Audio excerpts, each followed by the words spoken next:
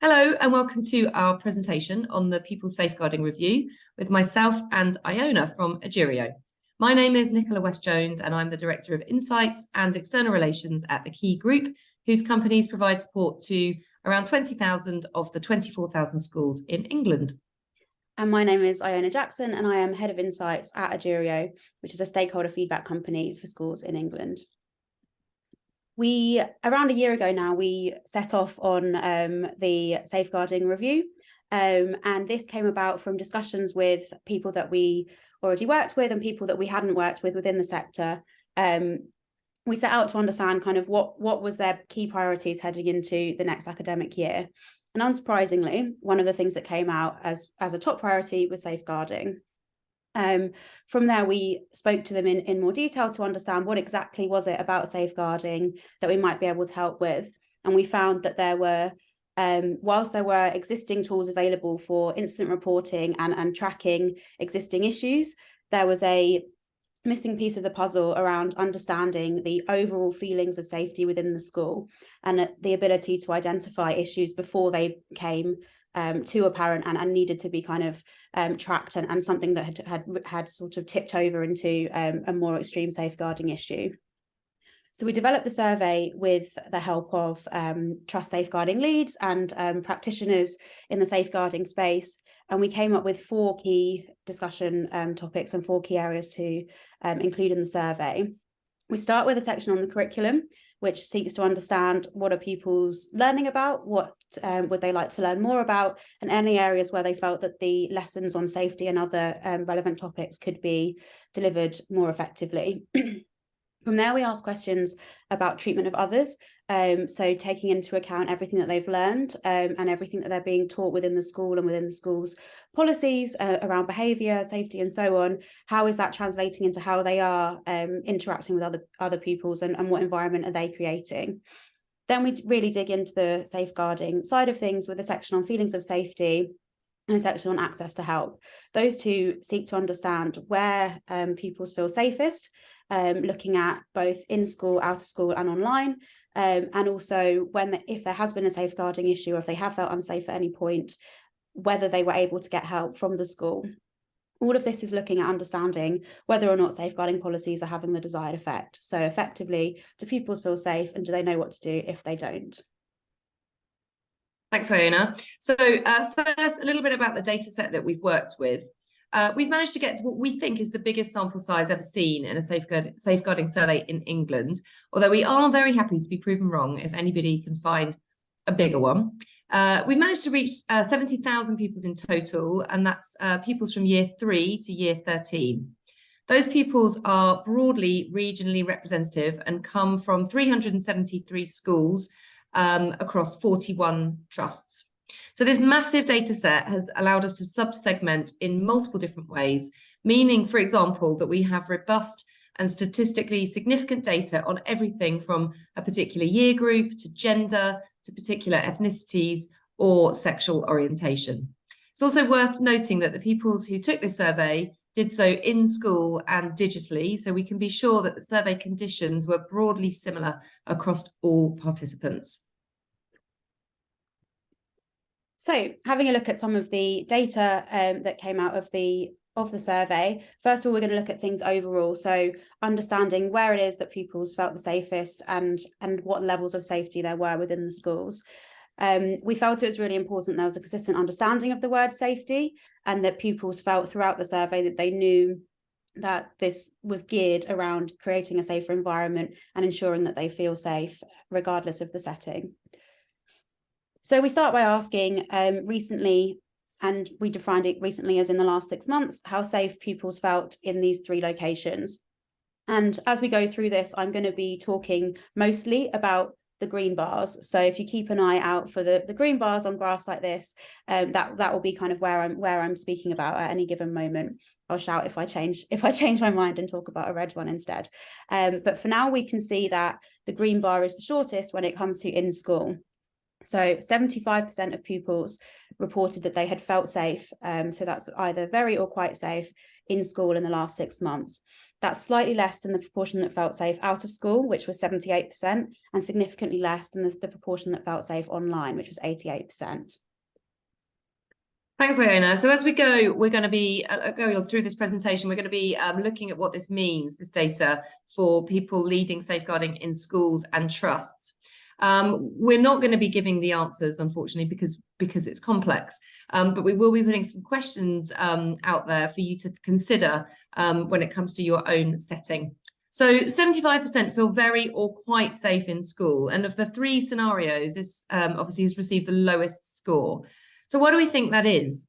Well, we think of the 3, school is the only place where they have no choice about being. They can't opt out of going to school because they feel unsafe, in the same way that they might choose not to go to a particular place outside of school that makes them feel unsafe, or choose not to go online or be on certain platforms. So that might be a key factor explaining the relatively low score here.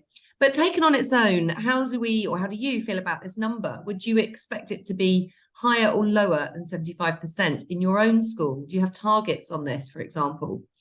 For me, given the immense amount of work that goes into safeguarding in schools, 75% feels like a low number. And as we go through this presentation, we'll see a picture emerging of who is most affected. And then we've got this relatively high score of 88% feeling safe online. We think there are 3 possible ways of looking at this. On the one hand, we could worry that the 12%, so about 4 pupils on average in every class, do not feel safe online. And that is, on its own, clearly quite concerning, and an opportunity for those working in schools to give pupils the skills to stay safe online. But on the other hand, we might see that 88% feeling safe as a win. It's a real significant majority, and maybe this hard work has paid off. But we'd like to offer an alternative narrative, and that's that pupils, particularly in secondary schools, can be notoriously cavalier about online safety. With my own children, there's this real sense that every year it's online safety training again. We've done this to death since we were in reception. We know what we're doing. It's boring. And as digital natives, there's definitely a sense that they know this stuff. They own this space, and they think they are safe online. But this should give schools pause for thought. Are we keeping the training fresh? Are we staying one step ahead of pupils? Is it changing every year in line with changes that happen in society and in the online worlds that they inhabit when we talk about the risks? Because arguably, on balance, we feel that this should be where they feel the least safe. So if you think about the influence right now of somebody like Andrew Tate amongst teenage boys in particular, this is a dangerous space for pupils. And are we responding to those emerging trends when we're talking to pupils? Thanks, Nicola. And so we've just had a look at how safe pupils have felt. Now we're going to have a look at how often pupils have felt unsafe. Having just said I was going to talk to you about the green bars, now I'd like to draw your attention to the red bars, which is the pupils that said that they felt unsafe either many times or all of the time in the last 6 months. And again, we see that school is the place where this challenge is the highest. So whilst we're seeing, as I shared a moment ago, we're seeing that a smaller proportion of pupils feel safe in school, we're also seeing that among those who felt unsafe, they're feeling unsafe often. This is slightly higher than those who felt unsafe out of school, and again, significantly higher than those who felt unsafe online. Comparing the 2 extremes, we can see that a third, so 33% of pupils felt unsafe many times or all the time in school, compared to just 19% of those who felt unsafe online. And I think when it comes to this data, we don't know, but we feel that this is probably not about people having multiple different experiences of feeling unsafe with multiple different people in multiple different places in school. This is probably about unresolved issues happening with the same people, possibly in the same situations. The question is, how do we know? How do you know, as school leaders or trustees or governors, whether issues have really been resolved or whether they reoccur in later weeks or months? And we think this is an opportunity for schools to dig into some of this data and check in weeks, months, or years later. Back to Iona. Thanks, Nicola. And so among the pupils who had said that they felt unsafe, we asked them who it was that made them feel unsafe. And you can see that it was other children or pupils at the school that were by far the largest group of people making the pupils feel unsafe. So 47% of pupils who felt unsafe said that it was because of another child or another pupil at the school. Another 16% said that it was because of a friend. So it's definitely a clear sign that kind of peer on peer is the largest source of feelings of a lack of safety within schools. It is noteworthy that 13% said that they felt unsafe because of a teacher, and 6% said they felt unsafe because of other staff members at school. So there is a significant minority for whom it is an adult making them feel unsafe. Thanks. So really, this is mainly about other children or other pupils in their school. And we can probably ascertain that the contributing factors run along a really broad spectrum, from low-level bullying behaviours to serious sexual or physical assault. But the survey did not probe on exactly how other children made them feel unsafe, partly because this was never supposed to be a mechanism for reporting those issues. But schools should ensure that child-on-child abuse remains at the forefront of their thinking when designing both training and policies, as well as encouraging pupils to recognise that this type of safeguarding issue really does need to be reported to the school. Thanks, Nicola. And we also dug in to see whereabouts in the school the pupils who had felt unsafe were when they were feeling unsafe. And you can see that corridors / hallway and playground and school grounds were the two front runners. So pupils were most likely to feel unsafe either in the corridor, so outside of the classroom but inside the school, or outside of the classroom and outside the school in the playground and school grounds. It's also worth noting that 27% of pupils felt unsafe in the classroom. We don't show this data here, but in our report, which covers this data plus more, we also saw that the classroom was the place pupils felt the safest. So whilst the corridor, hallway, playground, school ground stand out as places where pupils consistently felt unsafe, the classroom is somewhere that is both somewhere pupils feel unsafe and safe. Also worth noting that the library, a very small proportion of pupils felt unsafe in the library, and that was the area where people said that they felt the safest. So really, this is about places around school where there's relatively little supervision that pupils feel the least safe. And really the question is, what options do schools have for providing additional staffing here? Do schools really know these spaces from the perspective of a pupil, particularly a more vulnerable pupil? Maybe it's about developing policies to support how pupils physically move around the building, to help provide a sense of calm or accountability, for example.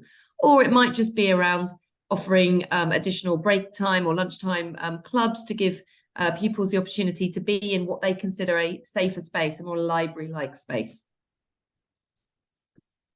Thanks, Nicola. And then the last thing I'm going to share on this overall section is something which is, we think, quite an alarming statistic, and is actually something that was covered in the press recently after we launched this report.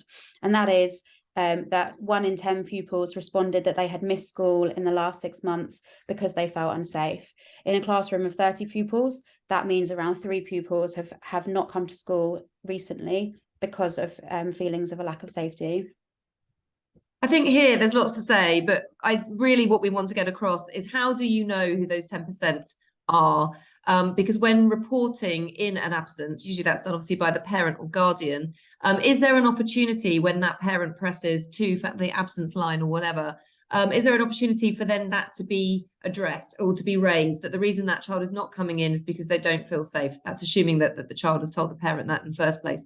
But really, this is about, we think, maybe putting in some kind of processes for return to school, just like in the workplace where somebody has a day off sick, and that a meeting happens with the line manager and the employee to address whether there's anything in the workplace that needs to change, if there's a reason that's connected to work for that person to be absent. Is this something that could be replicated or adapted in schools, for example, to really understand why somebody has taken time off? Thanks, Nicola. And now we're going to deep dive a little bit into the interplay between safety and demography. So as Nicola mentioned at the beginning, with our large data set of 70,000 pupils, we've been able to slice and dice that data based on different demographic characteristics of the pupils. And here we're going to highlight some differences by year group, by sexual orientation and by gender identity. We did also look at ethnicity, and that's covered in the report, but the differences there were less stark, so we aren't going to highlight that within this short presentation today. So starting with year group, we can see that, again, looking at the green bars, we can see that there is a quite significant drop-off as pupils come into year 8. So from years 3 to year 7, there are reasonably consistently high proportions of pupils feeling safe within school. By the time they're in year 8, that drops quite significantly and stays low up until year 11. There is then another increase in year 12 and year 13 with pupils feeling much more safe and in line with those with pupils in primary school. One thing that just before I hand to Nicola, I think is really interesting is what's happening with year 7. So primary school, as we say, relatively consistently high, year 8 to year 11 consistently low, and year 7 are feeling much more in line with their year 6 peers than they are with their year 8 peers, which we thought was a really, really interesting discovery. Yeah, and one of the reasons we think that might be is because of the brilliant work that goes on in transition from primary to secondary. So year 7s might often have staggered lunch times or separate spaces for playtime and lots of organised opportunities to bond with their new peers. Lots of work goes into that pastoral offer to help them prepare and to help them settle and to keep checking in with them. And we wonder whether there's something that other year groups could learn from that, whether that support for schools does need to be segmented a little bit more by year group, if that's not already happening, and right through to the physical spaces they inhabit. So if year 8s are suddenly in a different part of the school or a different part of the playground than they were in year 7, is that a contributing factor to this relatively low feeling of safety once they move up the school? Thanks, Nicola. And now I'm going to talk about both gender and sexual orientation together, because we see something really interesting, and that is that pupils who are either non-binary or who are LGBT are feeling much less safe in school. So looking at gender first, we can see that boys are feeling slightly safer than girls, with 78% of boys feeling safe compared to 75% of girls feeling safe at school. When we look at pupils with a gender identity other than male or female, this bottom line here, we can see a significant drop off, only 48% compared to around 75% feeling safe in school. And looking at sexual orientation, it's a similar story, with heterosexual pupils by far the most likely to feel safe in school.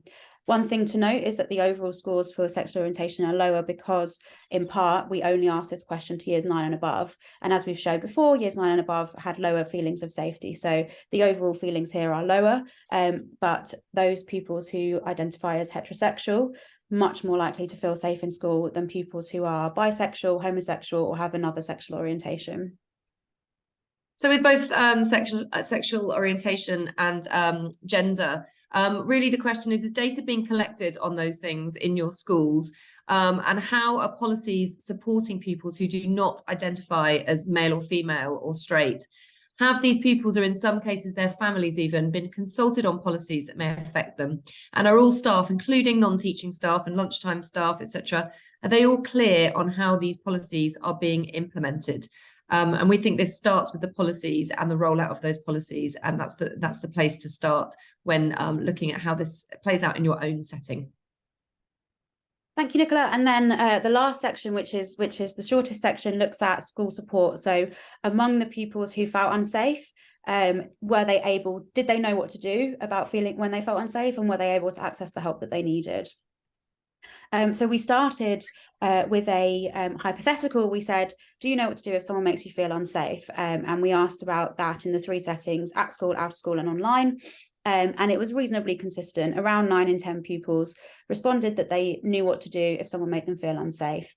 Slightly lower with out of school, with 87%, but both at school and online, 90% of pupils said that they knew what to do if someone made them feel unsafe.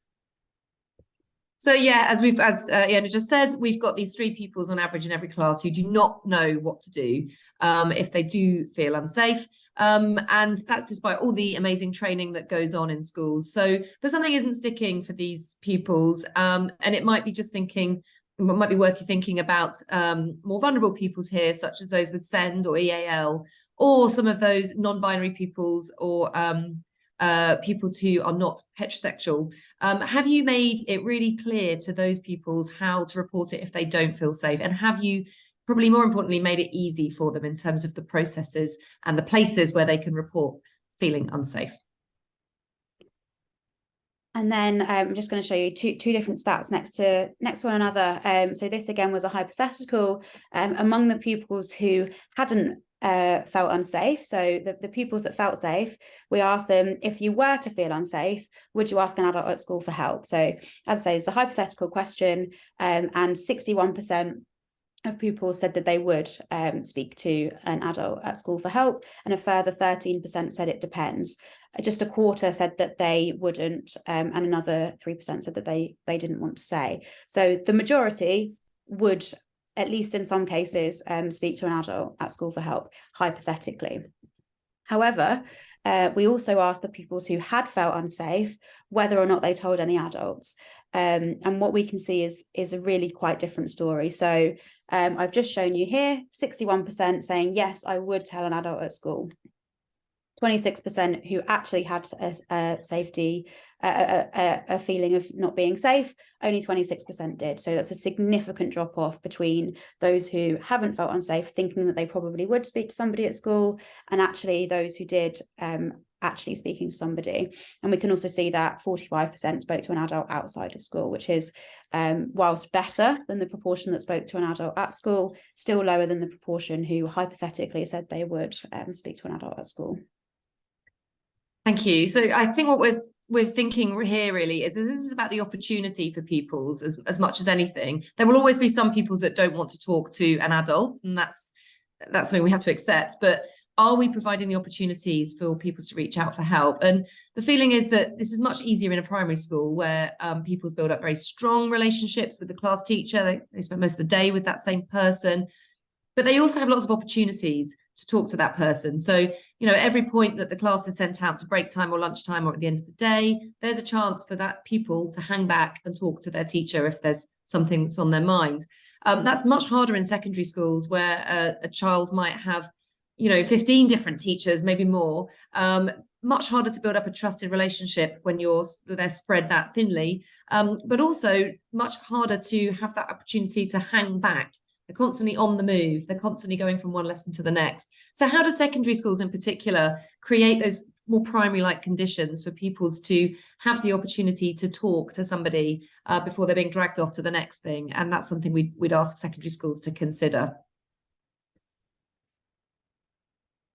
So final slide then, there's a QR code here. And a website address for you to go to. This is where you can access the full report, because we've given you a very, very quick whistle-stop tour of it. But there are many, many more findings to digest and demographic that you can drill into. So please go to the site and download that report and read it in full. There are also at that site several decks which you can use, so versions of this deck, but that we've created for particular groups. So there's one for a Trust Central team to look at, one for an SLT, and one for governors and trustees to use. And each deck contains questions which that particular group of people can ask of themselves and each other to help really get to the nub of this, which is how in our own setting do we keep pupils safe. Thank you very much, everybody. Email addresses at the bottom if you would like to discuss further. Thank you.